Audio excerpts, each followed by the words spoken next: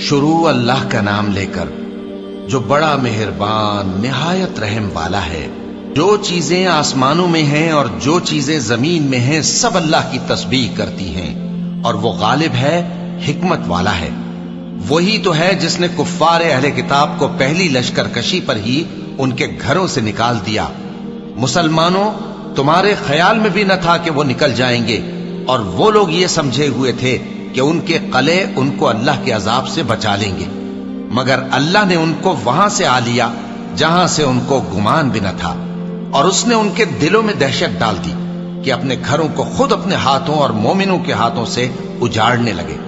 تو اے بصیرت کی آنکھیں رکھنے والو، عبرت حاصل کرو۔ اور اگر اللہ نے ان کے بارے میں جلا وطن کرنا نہ لکھ رکھا ہوتا تو ان کو دنیا میں بھی عذاب دے دیتا، اور آخرت میں تو ان کے لیے آگ کا عذاب تیار ہے ہی۔ یہ اس لیے کہ انہوں نے اللہ اور اس کے رسول صلی اللہ علیہ وآلہ وسلم کی مخالفت کی، اور جو شخص اللہ کی مخالفت کرے تو اللہ اسے سخت عذاب دینے والا ہے۔ مومنوں، کھجور کے جو درخت تم نے کاٹ ڈالے یا ان کو ان کی جڑوں پر کھڑا رہنے دیا، سو یہ اللہ کے حکم سے تھا، اور اس سے مقصود یہ تھا کہ وہ نافرمانوں کو رسوا کرے۔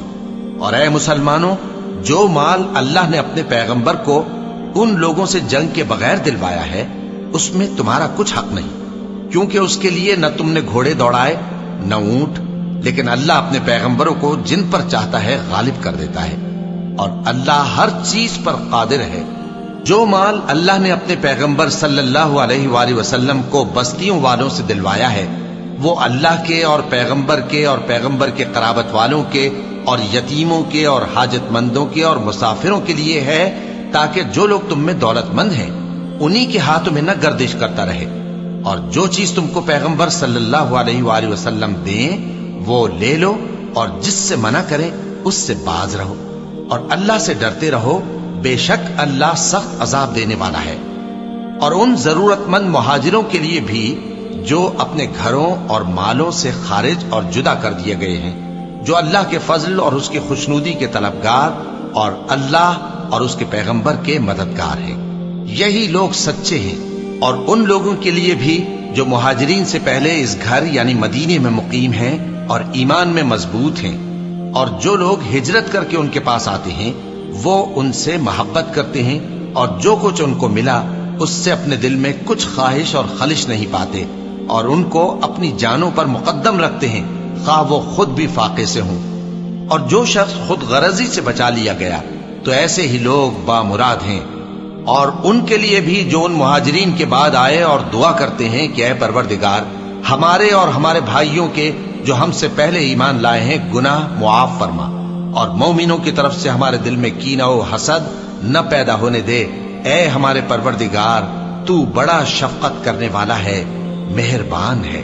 کیا تم نے ان منافقوں کو نہیں دیکھا جو اپنے کافر بھائیوں سے جو اہل کتاب ہیں کہا کرتے ہیں کہ اگر تم جلا وطن کیے گئے تو ہم بھی تمہارے ساتھ نکل چلیں گے اور تمہارے بارے میں کبھی کسی کا کہا نہ مانیں گے، اور اگر تم سے جنگ ہوئی تو تمہاری ہی مدد کریں گے، مگر اللہ ظاہر کیے دیتا ہے کہ یہ جھوٹے ہیں۔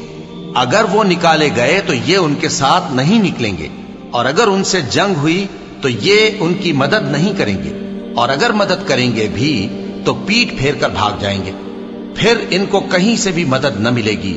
مسلمانوں، تمہاری ہیبت ان لوگوں کے دلوں میں اللہ سے بھی بڑھ کر ہے، یہ اس لیے کہ یہ سمجھ نہیں رکھتے۔